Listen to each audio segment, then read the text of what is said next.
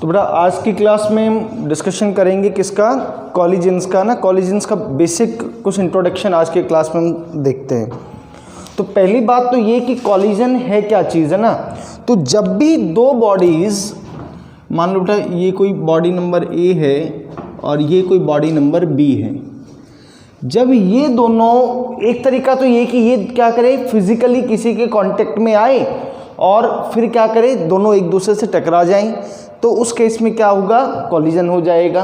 यानी कि दोनों एक दूसरे पर कैसी फोर्सेस लगाएं, एक दूसरे के ऊपर इंटरनल फोर्सेस लगे या नॉर्मल फोर्सेस जब लगेंगी तो इनके बीच में क्या हो जाएगा, कॉलिजन हो जाएगा, जब फिजिकल कांटेक्ट होगा तो। ठीक है, अब देखो कॉलिजन के टाइम पे होगा क्या क्या। मान लो बेटा कि ये कोई एक पार्टिकल है और इसकी वेलोसिटी मान लेते हैं u1 और इसकी वेलोसिटी है बेटा u2। ठीक है, ये हम बात कर रहे हैं जस्ट ये बिफोर कॉलिजन की बात हो गई, बिफोर कॉलिजन।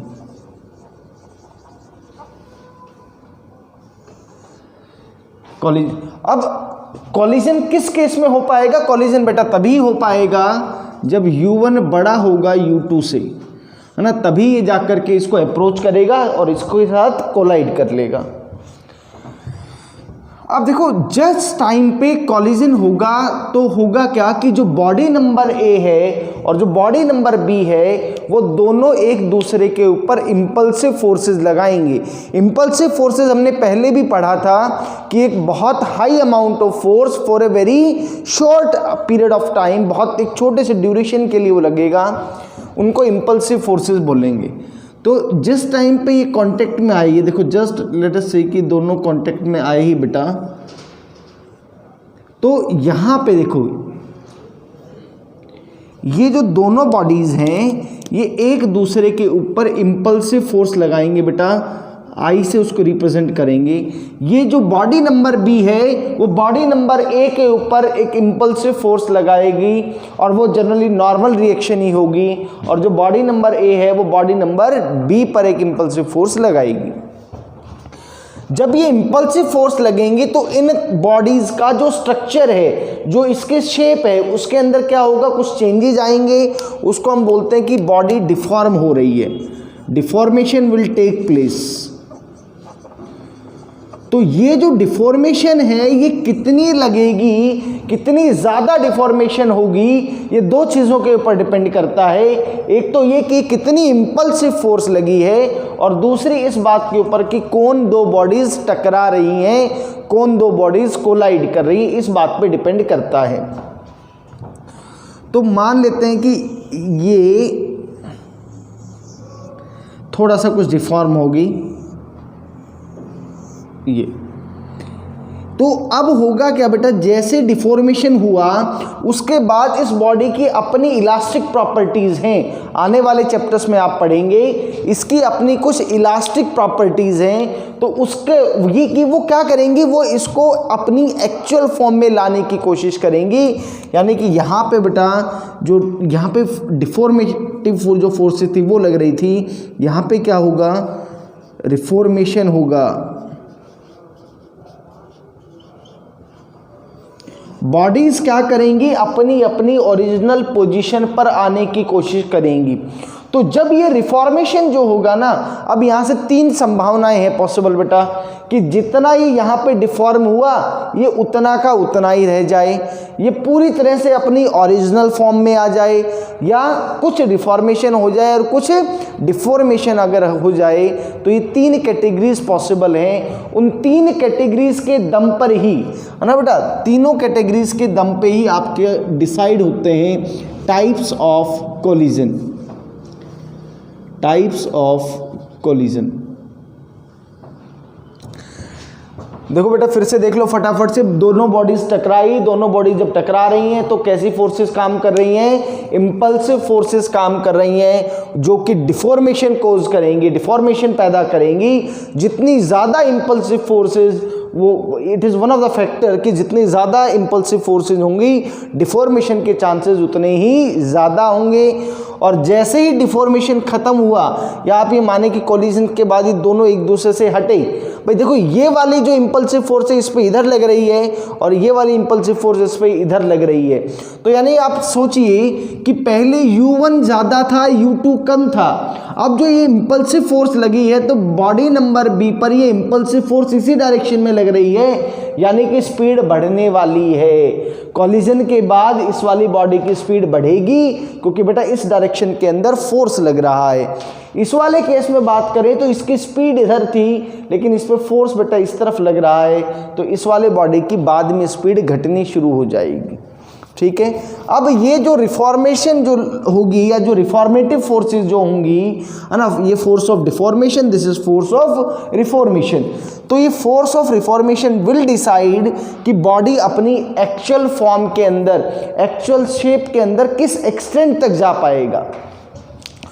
तो टाइप्स ऑफ कॉलिजन जो है वो है बेटा, सबसे पहला perfectly elastic collision, perfectly elastic collision.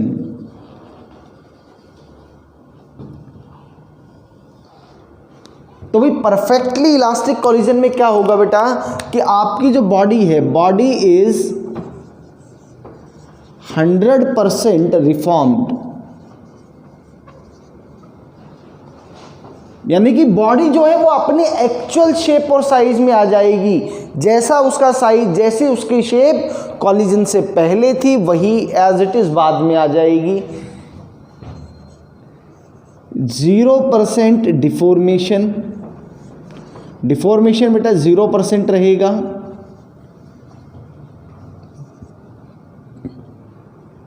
Linear momentum is conserved, linear momentum is conserved before collision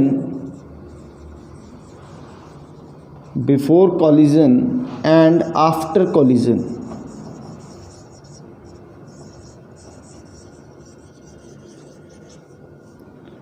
linear momentum बेटा कंजर्व रहेगा क्योंकि जब भी कोई कॉलिजन हो रहा होगा तो at the time of collision आप देखेंगे कि कोई किसी तरह का एक्सटर्नल फोर्स नहीं लगता है।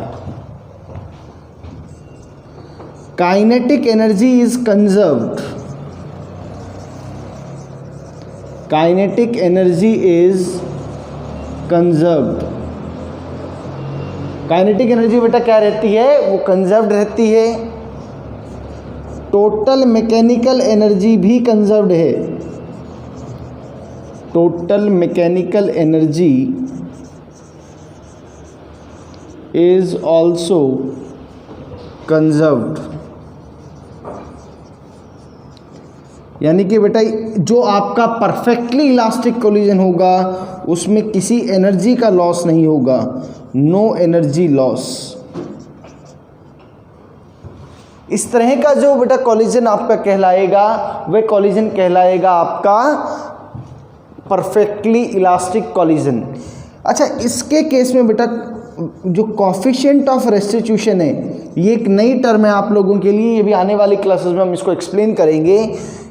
Coefficient of restitution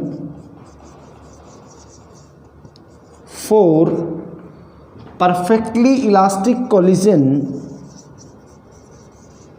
perfectly elastic collision is 1 रहता है बेटा। इसको ऐसे भी लिख देते हैं, E = 1। जो कॉफिशिएंट ऑफ रेस्टिट्यूशन है उसकी वैल्यू परफेक्टली जो इलास्टिक कोलिजन है उसके लिए वो वैल्यू 1 रहेगी, वो यूनिटी रहेगी बेटा।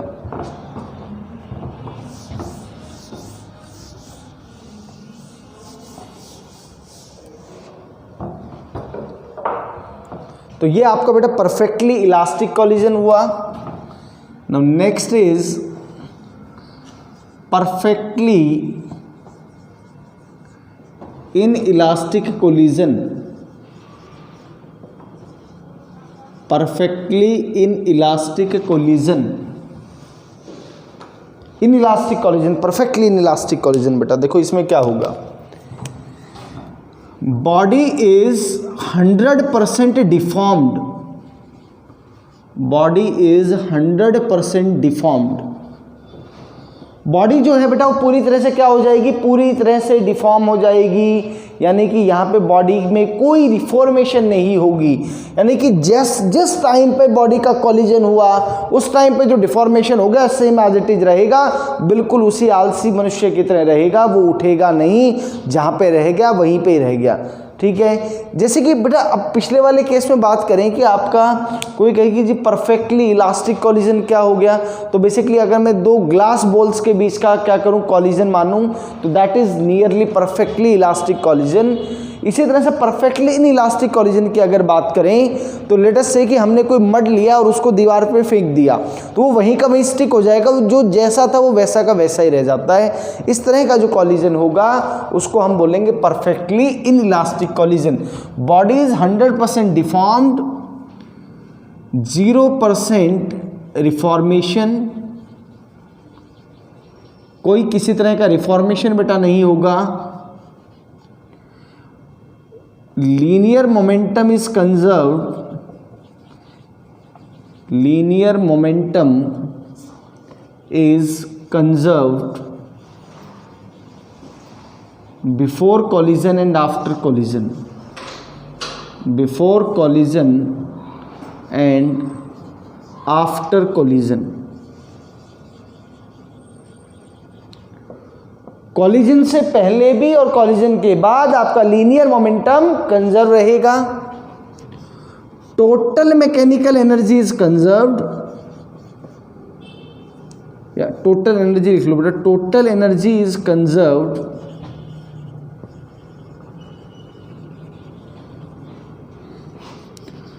Kinetic energy is not conserved, kinetic energy is not conserved। some part of energy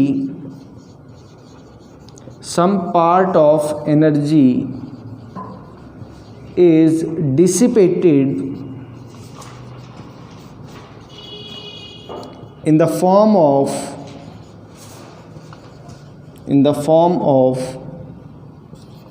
heat, sound etcetera. बेटा कुछ जो हीट है, कुछ जो एनर्जी है आपकी वो किस फॉर्म में चली जाएगी, वो लॉस की फॉर्म में चली जाएगी। मान लिया कुछ हीट की फॉर्म में चली गई, साउंड की फॉर्म में चली गई, किसी भी फॉर्म में वो जा सकती है बेटा। तो मोमेंटम लेकिन यहाँ पर कंजर्व रहेगा। और देखो खास बात क्या है इसके बारे में कि in this type of collision,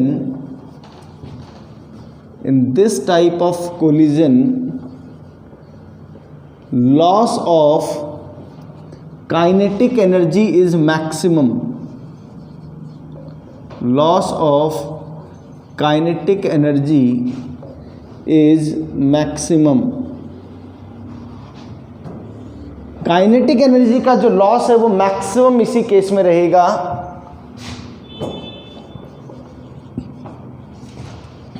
The value of coefficient of restitution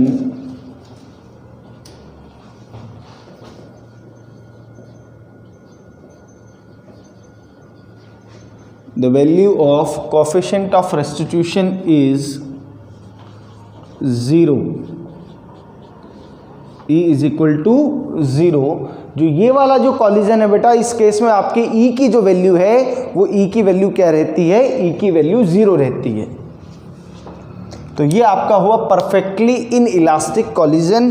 और इसका एग्जाम्पल क्या हो गया कि when you throw a mud या क्ले ऑन द वॉल, ये इसका एग्जाम्पल हो गया। जो तीसरी जो कैटेगरी है बेटा आप उसको क्या बोल सकते हो, या तो आप उसको बोल दो पार्शियली इलास्टिक और पार्शियली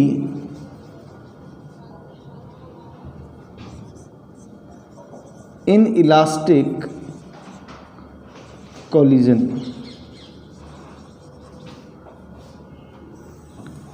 इसमें क्या होगा बेटा कि बॉडी कुछ रिफॉर्म हो जाएगी और कुछ पार्ट उसका डिफॉर्म हो जाएगा, है ना।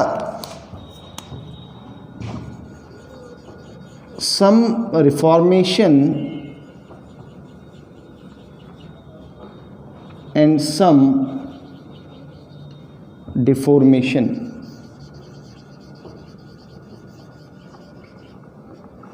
कुछ रिफॉर्मेशन रहेगी बेटा और कुछ आपका डिफॉर्मेशन रहेगा, इस तरह का कॉलिजन यहाँ पे रहेगा। मोमेंटम यहाँ भी कंजर्व रहेगा बेटा, linear momentum is conserved, linear momentum is conserved, kinetic energy is not conserved,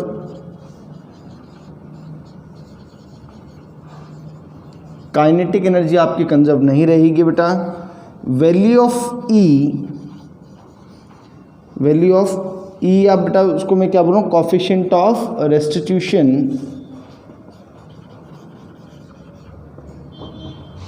E lies between 0 and 1, 0 और 1 के बीच में बेटा लाई करती है क्या, आपकी कोफिशिएंट ऑफ रेस्टिट्यूशन का वैल्यू।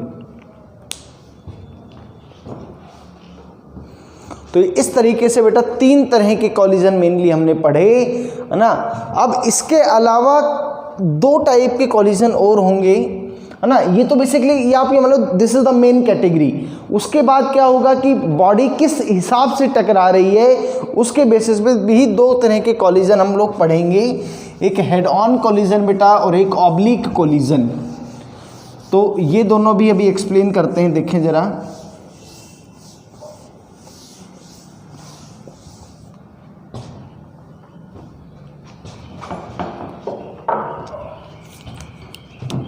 तो बेटा आपको 2 कंसेप्ट इस चैप्टर में बहुत इंपॉर्टेंट है। एक है होता है बेटा line of impact and line of motion.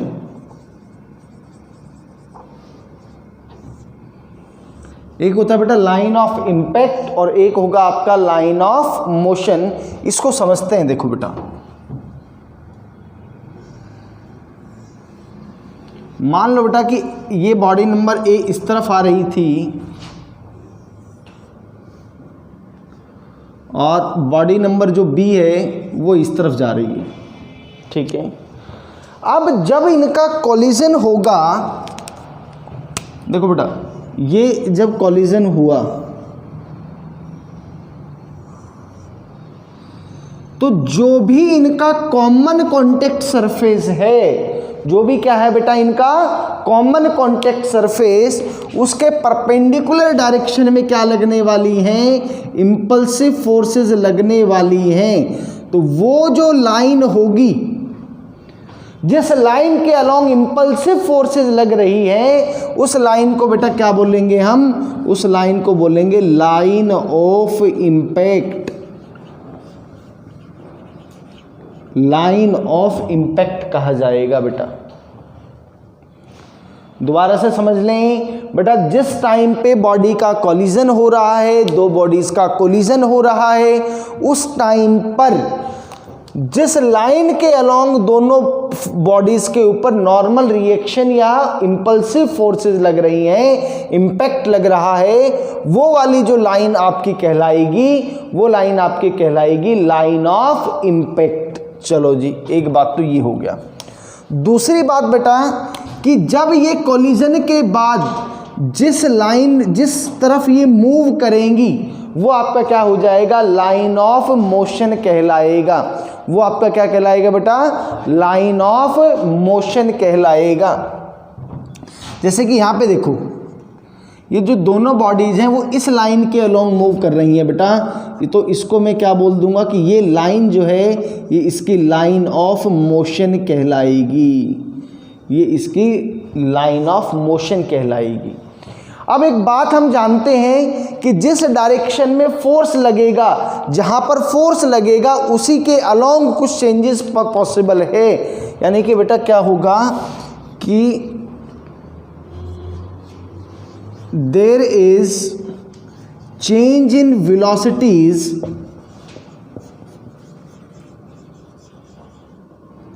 along the line of motion line of impact only, line of impact only. जो लाइन ऑफ इम्पैक्ट होगा ना बेटा, उसी के अलोंग वेलोसिटी में चेंज आएगा, उसी के अलोंग वेलोसिटी के कंपोनेंट में चेंज आएगा। एंड लाइन ऑफ इम्पैक्ट जो है बेटा, it is decided during the time of collision.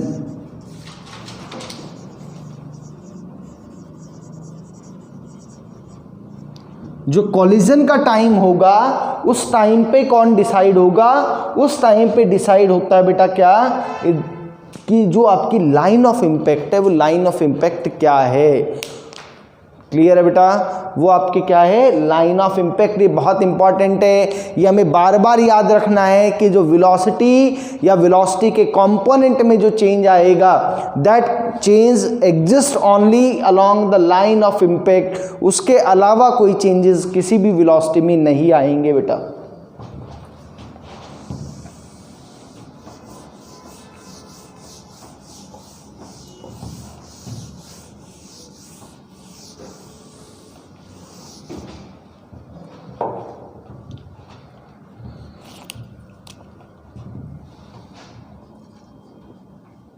अब बेटा इसके बेसिस पे आपके दो तरह के कॉलिजन होते हैं। एक होता है बेटा head on collision, head on collision. Head on collision का मतलब आमने सामने की टक्कर। कैसे टक्कर बेटा? आमने सामने की टक्कर जिसको हम बोलते हैं। यानी कि इसमें क्या होना चाहिए, in head on collision, in head on collision line of impact and line of motion is same। जिस डायरेक्शन में फोर्स ऑफ इम्पैक्ट लगा, लाइन ऑफ इम्पैक्ट जो है, उसी के अलोंग आपका क्या होना चाहिए, लाइन ऑफ मोशन होना चाहिए। ऐसा जो कॉलिजन होगा वो हेड ऑन कॉलिजन होगा। इसका एग्जांपल देखो बेटा, छोटा सा एग्जांपल। मान लो ये पार्टिकल इधर मूव कर रहा है, ये वाला इधर मूव कर रहा है। अब देखो जब ये कोलाइड करेंगे तो ऐसे इम्पल्सिव फोर्सेस लगेंगी और फाइनली ये इसी लाइन के अलोंग मूव करना शुरू कर दें, तो आप देखो कि जो आपका जो लाइन ऑफ इम्पैक्ट है और जो लाइन ऑफ मोशन है वो दोनों सेम है। यानी कि आमने सामने की टक्कर हुई और उसी डायरेक्शन में मूव करने लग जाए, ऐसा जो कॉलिजन होगा वो हेड ऑन कॉलिजन कहलाएगा। दूसरे टाइप का जो आपका कॉलिजन है बेटा, वो होता है आपका ओब्लीक कॉलिजन। Oblique collision. अब ऑब्लिक कॉलिजन में क्या होगा कि लाइन ऑफ इम्पैक्ट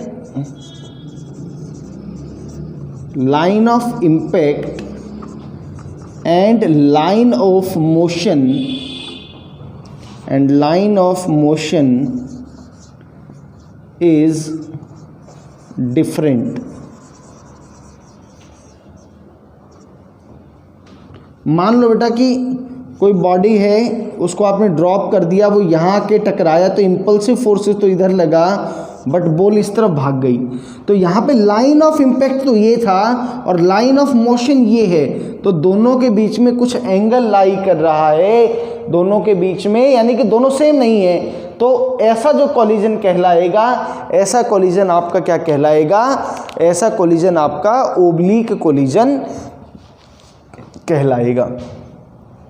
तो कुल मिलाकर के क्या क्या समझ में आ गया कि सर परफेक्टली इलास्टिक कॉलिजन क्या है, परफेक्टली इलास्टिक कॉलिजन में क्या होगा क्या नहीं होगा, परफेक्टली इनइलास्टिक क्या है, और पार्शियली इलास्टिक या पार्शियली इनइलास्टिक कॉलिजन क्या है। और उसके बाद दो चीज़ें, ऑब्लिक कॉलिजन और आपका बेटा क्या हो गया, हेड ऑन कॉलिजन। इसमें सबसे इंपॉर्टेंट है लाइन ऑफ इम्पैक्ट को देखना। तो लाइन ऑफ इम्पैक्ट कैसे देखोगे, लाइन ऑफ इम्पैक्ट जिस टाइम पे दो बॉडीज कोलाइड कर रही हैं, उनका बेटा जो कॉमन कॉन्टेक्ट सरफेस है उसके परपेंडिकुलर जो लाइन होगी वही लाइन ऑफ इम्पैक्ट होगी जिसके अलॉन्ग नॉर्मल रिएक्शन लगता है। और एक और बात आपको ध्यान रखनी है कि लाइन ऑफ इम्पैक्ट के अलॉन्ग वेलोसिटी या वेलोसिटी का कंपोनेंट चेंज होगा, लाइन ऑफ मोशन के अलॉन्ग कोई चेंज नहीं होगा। सीधी सी बात है, जिधर फोर्सेस लग रही है उसी में चेंजेस आएंगे, उसके अलावा कोई चेंजेस नहीं आएंगे। तो आपको जो ये थ्योरेटिकल पार्ट आज हमने किया एक बार अच्छे से आप कर लो। जो नेक्स्ट क्लास है उसमें कोएफिशिएंट ऑफ सब्स्टिट्यूशन और फिर हेड ऑन कोलिजन से स्टार्ट करेंगे। Thank you.